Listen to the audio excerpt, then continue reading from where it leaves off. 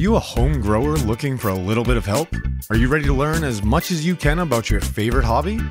The Homegrown Helpers brings you informative interviews from experienced growers that have taken the next steps in their journey and decided to help you grow top quality cannabis all in your home.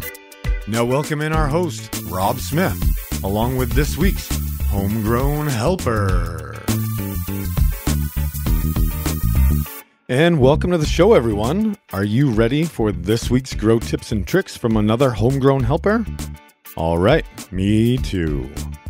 First, we have some things to ask you, our audience. Like any other podcast you listen to, we reach more people when you are able to rate and review so that other people see that we're a good show. Subscribing and sharing with your social circle is also a really good way. But those ratings and reviews are really the most impactful way for us to move up the rankings in the algorithms and reach more people. So if you could take the time and do that, we'd appreciate it. And also, as you may have already known, we are the second podcast in the Growcast family here. And we just want to bring you all sorts of growing advice from many different directions, different experiences from across the world. Homegrown Helpers, and the third one we're working on is called Homegrown Journals. So if you're a home grower and want to be featured on a podcast, just reach out to us at homegrownjournals@gmail.com and we'll tell you all the details. But essentially, it's a weekly notes and pictures, and then you send those in to us, and we'll keep track of them. And once you're all done, we'll get together for the interview and talk about growing and then share your grow with the world. And the last thing that we have to talk about is if you're in the market for your very own homegrown helper, need a little assistance at your house, you can reach out to any one of our consultants that we feature here on the show, or just email us at thehomegrownhelpers@gmail.com, and we will hook you up with the consultant that is either more local to you or matches your growing technique and style, or just kind of matches up with your personality, because that is ultimately one of the most important things when you're learning from somebody, is that you kind of jive with them. At least that's kind of how I feel. And we also need to thank our Grow Pass membership partners for this show: Atlas Plant Trainer, Rooted Life, and Harvest Mutual Seed Bank. I'll discuss the discounts that you can get by becoming a member at mygrowpass.com. But all of our listeners do save just a little bit of money, and we can discuss those later. But you get to save lots more money by becoming a member at mygrowpass.com. Again, thanks to Atlas Plant Trainer, Rooted Life, and Harvest Mutual Seed Bank for their partnership with the show. So without further ado, we are going to welcome to today's show this week's Homegrown Helper, Johnnie Green. Welcome to the show, Johnnie. Hi, everyone. Thanks for having me. So, Johnnie, why don't you start us off and tell us your company name, where you're located, and how long you've been growing cannabis for? All right, outstanding.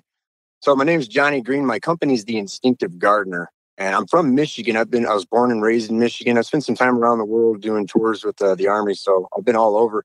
But I've been growing cannabis probably since I want to say 3 or 4. I'm not sure exactly, but as far as I could walk, I was in the garden with my dad, helping him, old school style.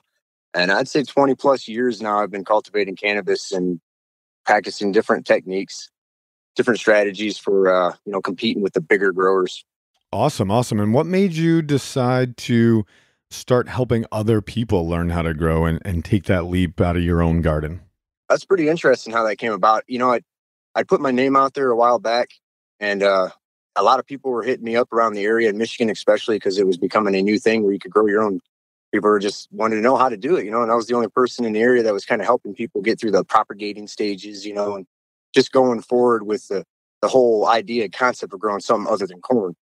And I just got this hair idea that I would start a live studio and do classes and just kind of charge people to come in and do classes. And it kind of went from there, and we just speedballed right into Instagram and social networking. We were really big on Instagram for a little while. They had shut us down, so I got my account back up if anybody wants to hit me up there at Instinctive Gardener. I do 1-minute classes, just kind of help people get into it, but I'm live consultation pretty much anytime. can contact me and ask me any kind of questions you need. I can also come to your house. I do travel around the state. I do travel around the country as well. So if you live in Louisiana and you want Johnnie Green to come to your personal grow, I'm going to ask that I can record it. So if it's illegal, it might not be a good idea. But I will come to your place and help you in assistant plant growth. All right. That is a full service consultant there, folks. So is that the Instinctive Gardener? Just that's your handle on Instagram? Yes, sir. Okay.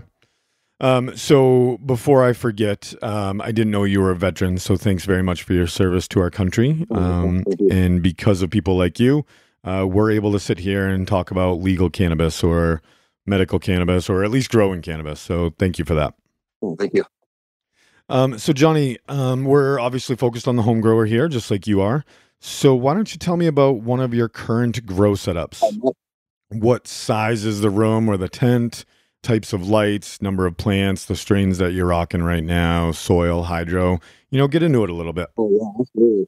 That's everybody's favorite part. They're like, what are you using? What are you doing? All right. Absolutely. Well, I love running the HPS, of course. I like my 1,000-watt double endeds. I run Gavita. I did have a handful of Phantoms there for a little while, not to name drop, but if you want to grow good stuff, that's one of the things I recommend people is don't skimp out on money. You get what you pay for. No, man, no, like by all means, name drop on this show. Like we want actionable advice, not get an HPS double-ended, because not all bulbs, not all fixtures are built the same. So when you have experience, like use your experience here.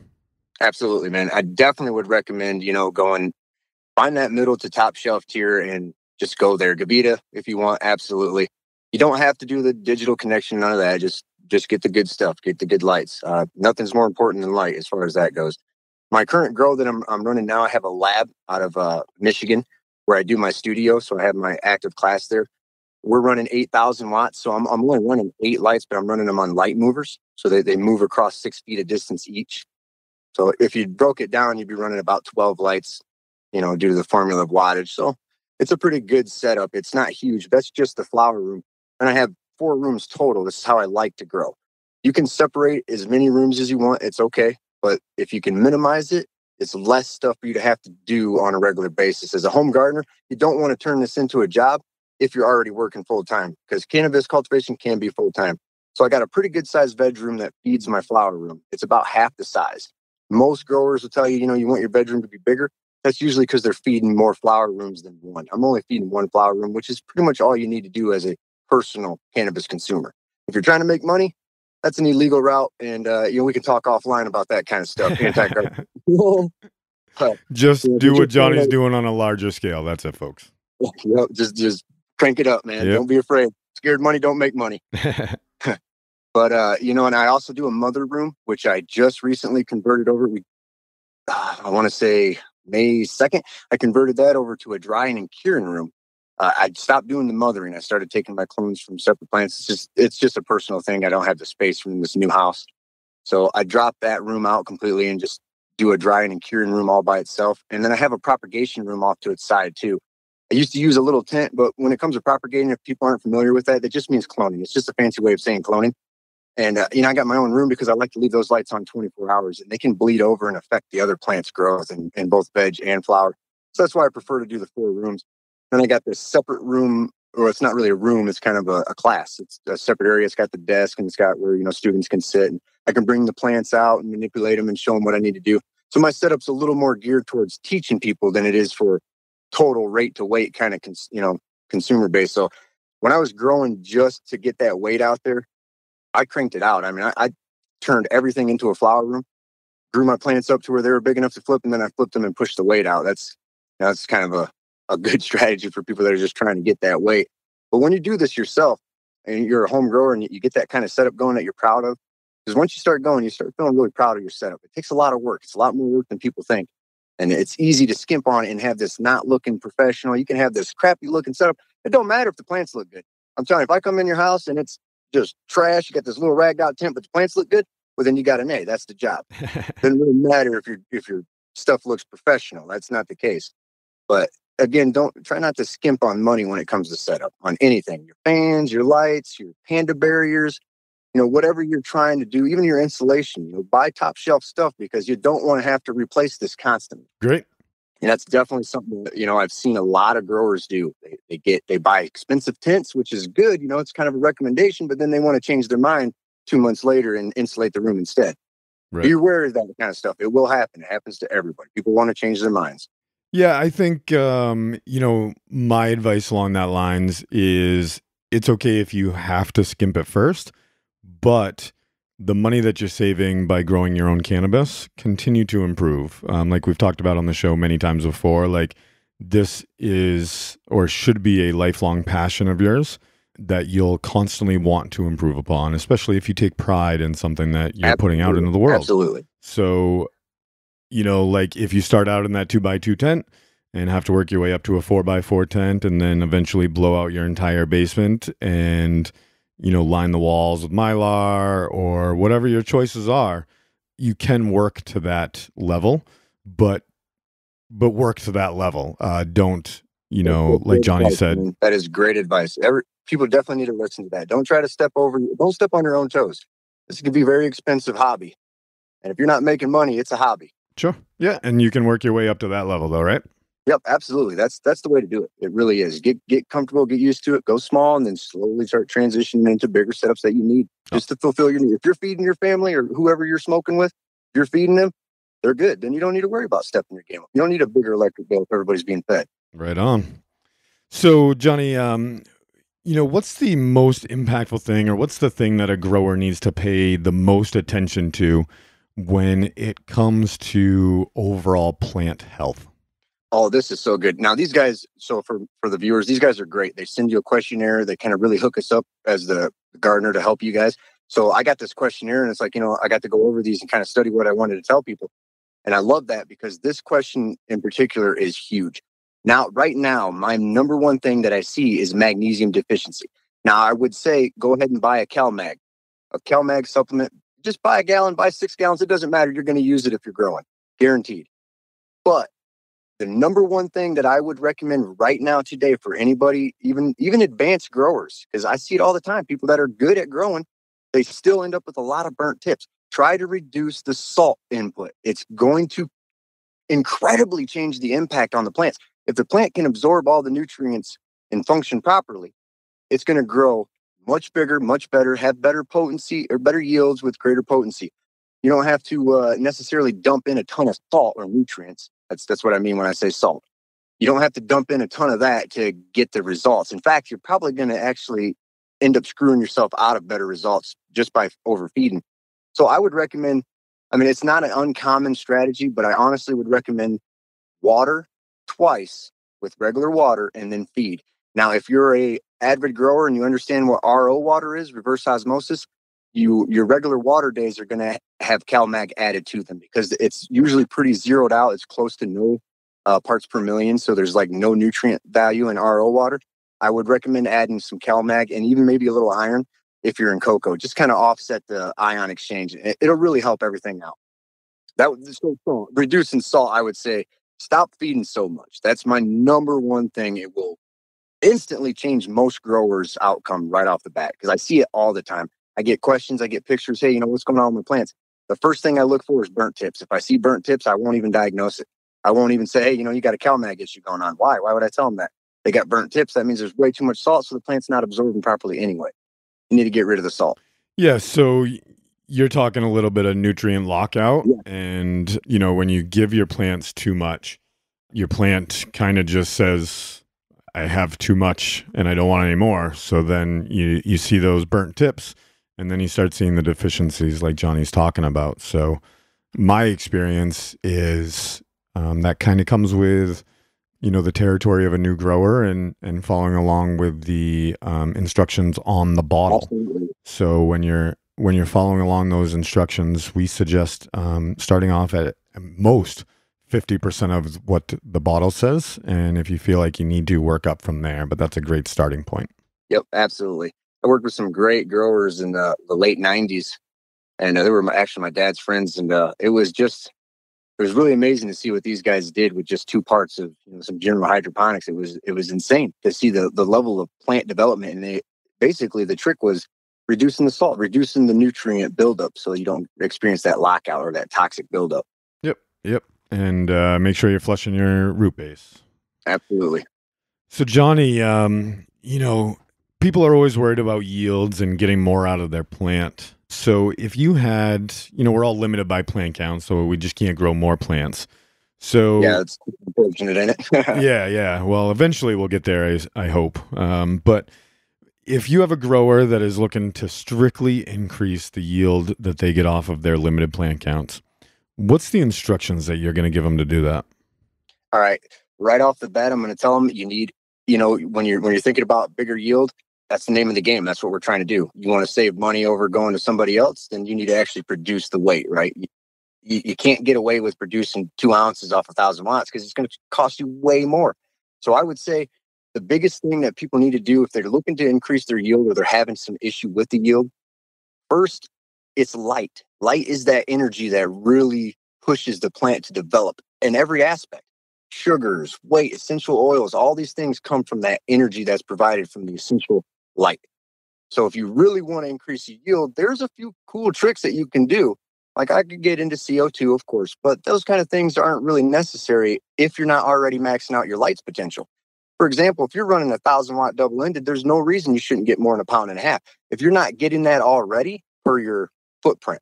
So I should explain that just a little bit, but that's the 4x4 footprint underneath the light is a very valuable place. That area could produce up to 2 pounds and plus, depending on the level of grower you are. If you're not getting at least 1.5 pounds off that, and you got the plant canopy that you feel like you should have, don't start adding extra stuff yet. Don't add more light or nothing like that. Just get to that point. Once you're to that point, light is the trick. You want to up that weight, more light. I'm not saying add another 1,000 watts to the same plant, but if she can handle it, that's another 1,000 watts of weight. And that's the only thing that's going to make more weight really happen.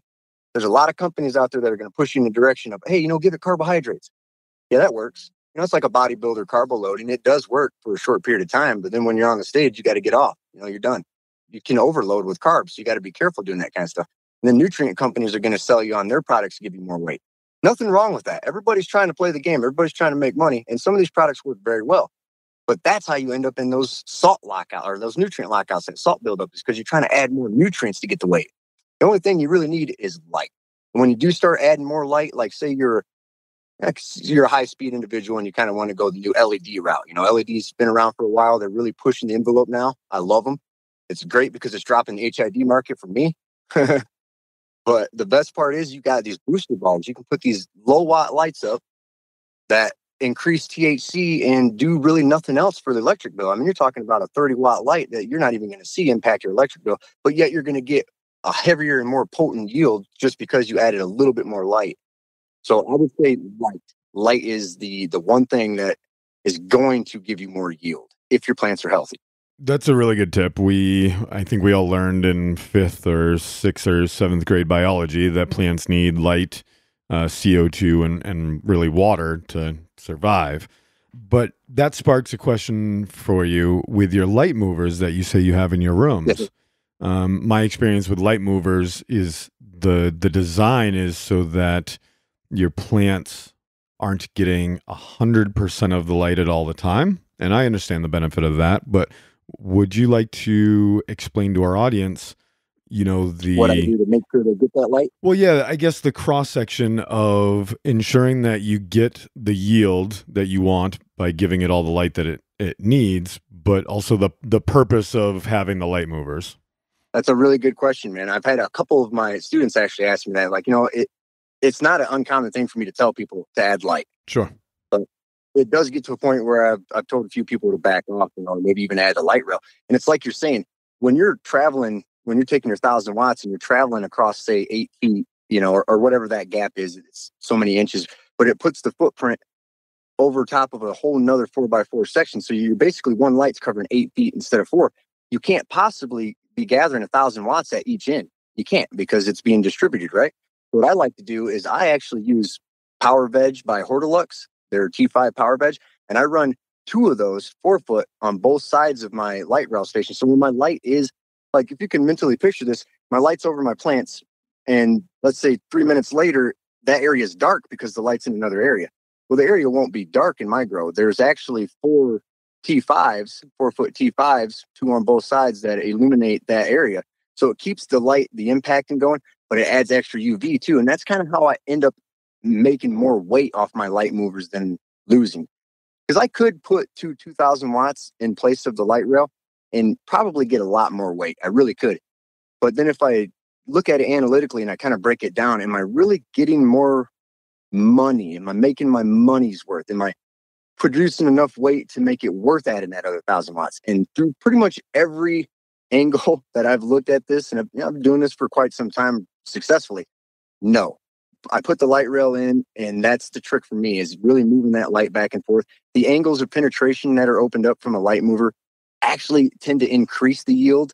It's kind of hard to explain, I mean, light is the big clip, but hitting that plant at the right angle many different times, or moving it to where it hits at a different angle that may have never been hit, it's really going to showcase more potential out of the plant, photosynthesis especially. But the number one thing I would say, I use a digital sequencer for my light movers, so it's a little bit more advanced than what I would recommend most people. Like if you're just going to start growing, a light rail is a great thing to have. Try not to move your light too far, because you will end up losing weight if you move it too far. You have to set yourself up, if you want to actually be successful. What I do is a digital sequencer, so when my lights move, they actually move adjacent to each other. So one area is getting a little bit of residual from the heavy 1,000 watt, plus it's, the Hortilux T5 power badges.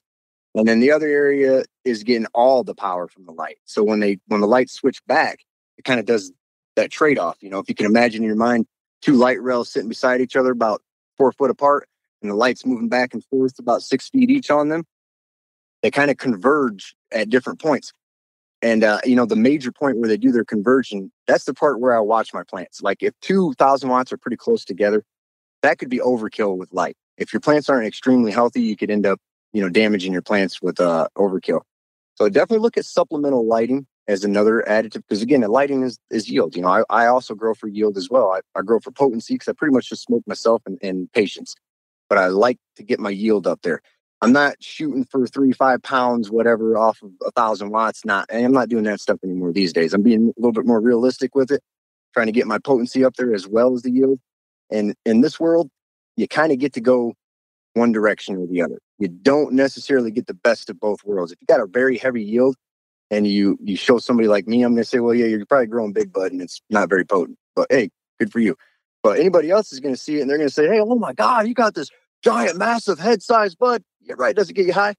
So gotta kind of read between the lines on some people too. I mean, Totally. The quote unquote masters out there, I would never technically call myself a master, just because I did Aero NFT for a while, but I by no means mastered it. And I've been growing in cocoa for a long time. I'm still learning stuff growing in cocoa. So I don't really know if there's anybody that's mastered anything except for maybe Shakespeare and theater.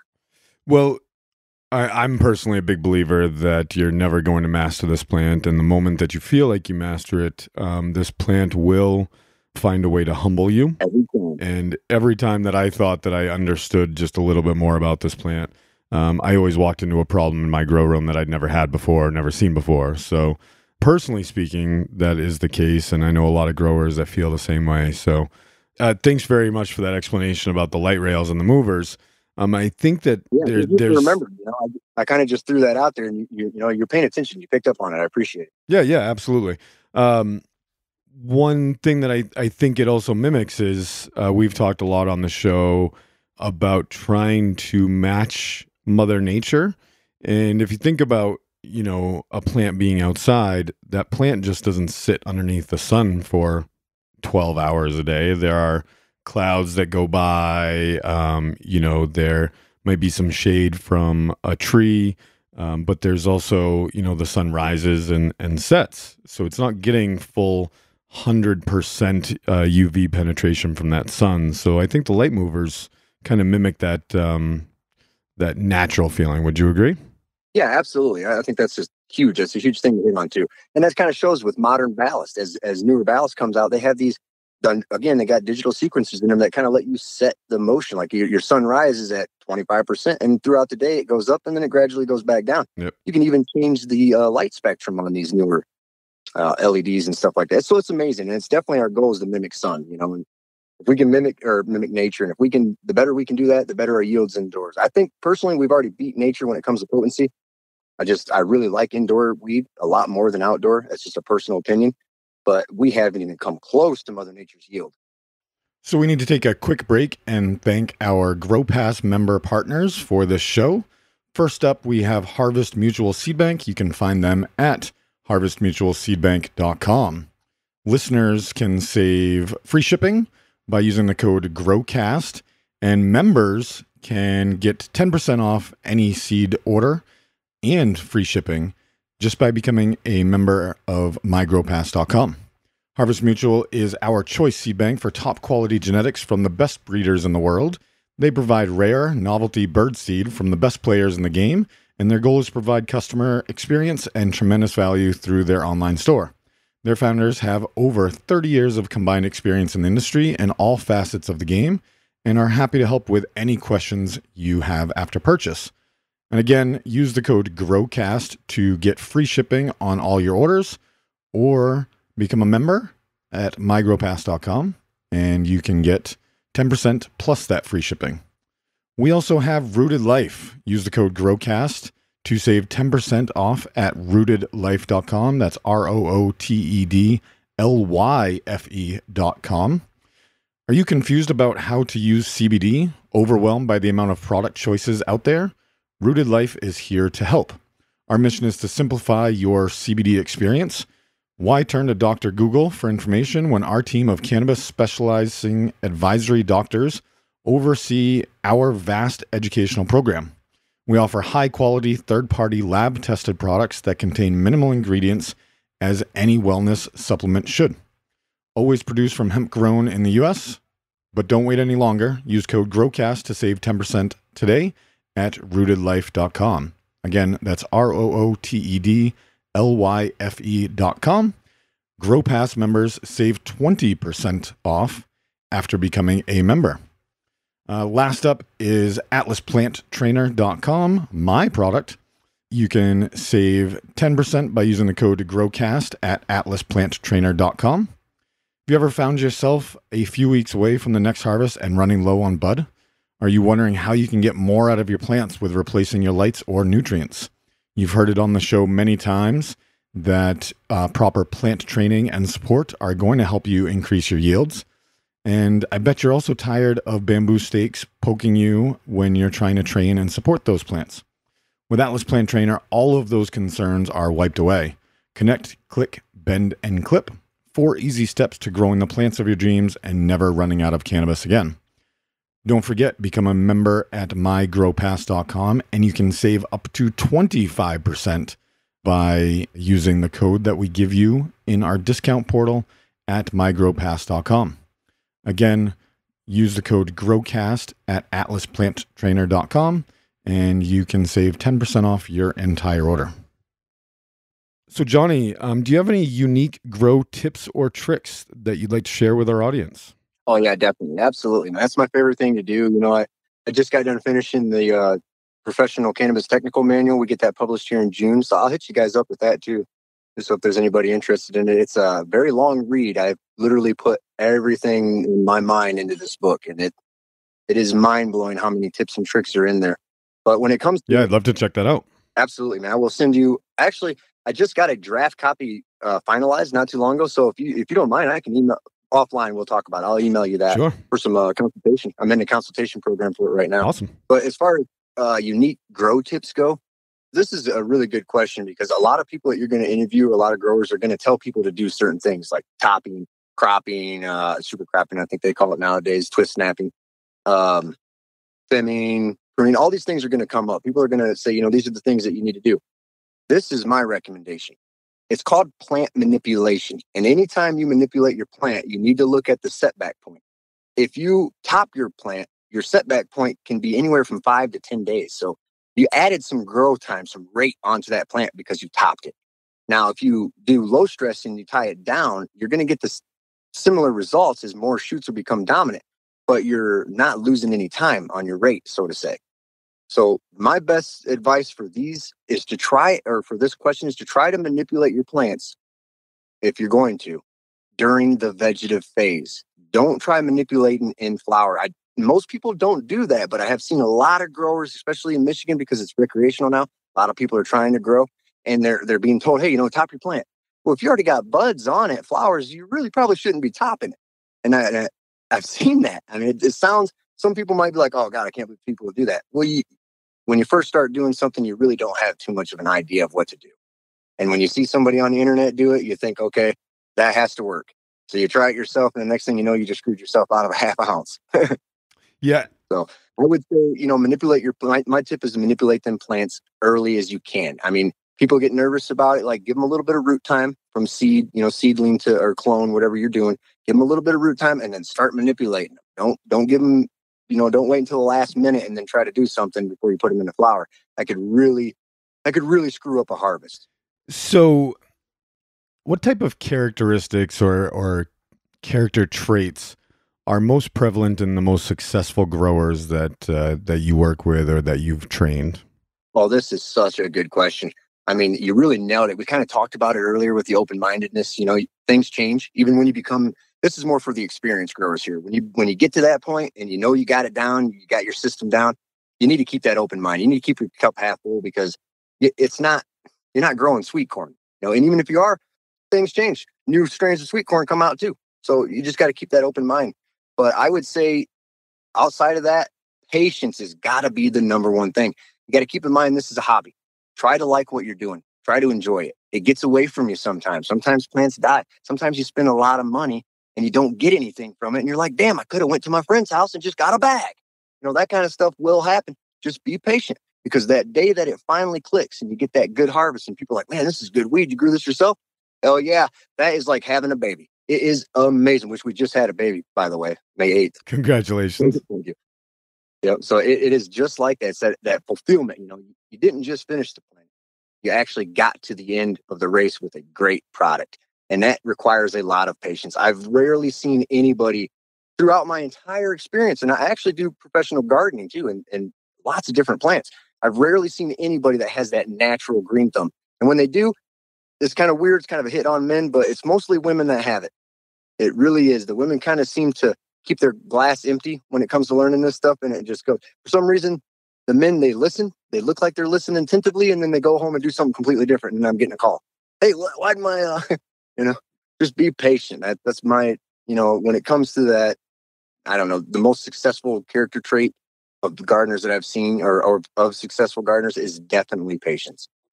Your male, female, experiences there bring up lots of personal experiences, but I think we can all relate to the fact that men don't typically read instruction manuals when they're putting things together. Yeah, right. And my wife is a pro at reading those things, as I tear everything out of the box and slam things together in any way that I think that they should look based on the picture on the front of the box. That's how I put my thing together, Yeah. I'll look at the manual when I need it. Yeah, like step 17. This isn't supposed to go there. If I frosted this just right. Right. So to wrap things up here, what's the last bit of advice that you'd like to give to every grower listening to you right now? All right, guys, pay attention to this one. Commercial entities are stepping in all over this country, and they are deciding what goes on that ballot, not voters. Don't get caught up in this voter craze to make things legal. Step back and look at it. Sometimes when the government's not involved, it's more legal than it is. Just think about it. Pay attention. Big corporations don't give a fuck about us. They're coming in to take money and take the product away from the regular growers. They're already trying it in Michigan. It's a scary thing. We're combating it with what I'm doing, with what you guys are doing. We're doing the same thing. We're trying to educate the general public. Say, hey, you can grow your own. Don't go buying commercial weed that's grown. Yeah, there's a couple of guys that got a job thanks to this. Cool. All right, cool. Screw that. There's already enough industry in this country corrupt and exchanging for crazy amounts of money that don't make any sense. There's no reason why our sweet little plant needs to be exchanged for billions of dollars that none of us ever see. That's insane. Just don't let the commercial entities step in your way. Pay attention and do a little research. It doesn't hurt to look into this. Hey, proposal 2. Who put that up?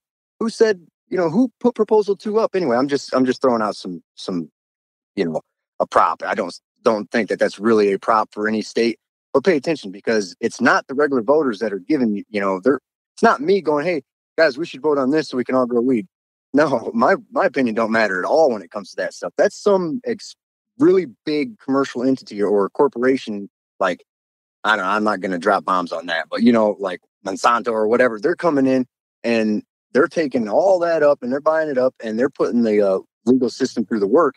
And then they're letting us vote on what they want us to vote on. So just pay attention, because if you're voting for legal weed, there's a good chance that it's not the people that put that into play. The people we already want it. So, I mean, honestly, the vote should already be done. It should already be legal. It doesn't make sense to me. Just don't let these guys push us around anymore.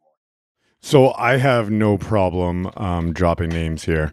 I am very much for home growers, obviously, with my products and the podcast that I'm running, Homegrown Helpers and Growcast. I'm very much for the home grower and against large-scale corporate cannabis taking over the market in the industries that we've worked so hard to build here. I'll throw out some names here. I recently published a story on my Instagram about New York cannabis companies that were against, as New York begins to legalize recreational cannabis, these companies were against your right to grow cannabis at home. And looking at the article right now, companies like Columbia Care, Etain, PharmaCann, The Botanist, Acreage New York, MedMen, and Vireo Health. If you do any business with any of those, I will personally urge you to stop doing business with them, because those are the businesses that put money and lobbying efforts behind stopping your right to grow cannabis at your home. And I don't get up on my soapbox very much, but this is one thing that I'm very passionate about. Legal cannabis companies are telling you that you shouldn't grow cannabis at home. That's insane, right? And I'm glad you guys are hitting that, because it's happening, man. It's happening in Michigan bad. Wrap your head around that, guys. Like, legal cannabis companies that are going to be making money off of the legal cannabis market are trying to lobby against your ability to provide you your own medicine. That's like the tomato growers of America. I don't even know if that's a federation or whatever, but that's like them lobbying against your ability to grow your own tomatoes in your backyard. That's exactly what it is. And it's insane. I mean, I have yet to smoke, because we do dispensaries are big in Michigan, right? Well, they were for a minute. They kind of got shut down because of state legal matters and all that. Right. But I have yet to smoke anything out of a dispensary that even comes close to what I produce out of my own house. And lots of people will say the same thing. Like, yeah, I got $340 for an ounce. $340? I'll quit smoking. I'm done. Screw it. You know what? How much is Coke? It's like we were back in high school. So we're going to wrap things up now that we can both step down off of our soapbox here. Johnnie Green, how can our audience learn more from you, find you, and connect with you if they so desire? All right. You can hit me up on Instagram at Instinctive Gardener, Instinctive_Gardener. And then you can message me from there. I'm pretty good at getting back with messages on Instagram usually within the day. I will hint them back. They can also reach me at cbarracks88@gmail.com. That's my email, but I don't really get back on that too often, as Gmail is going through a really funny spam thing. So I just, if you do email me, yeah, it's kind of like calling for a nurse. You might have to wait a little bit, but the best way to get a hold of me is actually through my business line. It's going to be 269-243-8979. I do live consultation with that number. The only time I don't answer that phone is between the hours of 9 p.m. and 6 a.m. Any other time, I'm answering the phone, because I never know. Somebody might have a question on why their plants got seeds. It just, you never know. So I'm always there for you. That's what I'm trying to do. I'm trying to get the information out there for free, and hopefully I get to make a living off this somehow myself. Right on. So that's a great interview, Johnny. Thanks so much for your time. But we are going to keep you around for a few more minutes after this for the rest of our bonus questions that we'll have for you. Okay. So we publish this content free on every podcasting platform for everybody to listen to, and we will forever. But we do have some bonus content. So if you want to hear just a few more questions, head on over to thehomegrownhelpers.com/bonus or bonus content. enter in your email address, and then you get access to not only Johnnie's bonus episode, but all of the bonus episode right there on one page. So you can listen to the next 5 questions from all of our previous guests, Miami Mango, 907 Loud Gardens, and Johnnie Green. All of those people you can find right at thehomegrownhelpers.com/bonus. So thanks so much, Johnnie Green and the Instinctive Gardener, and happy growing to all of our listeners. We'll see you soon.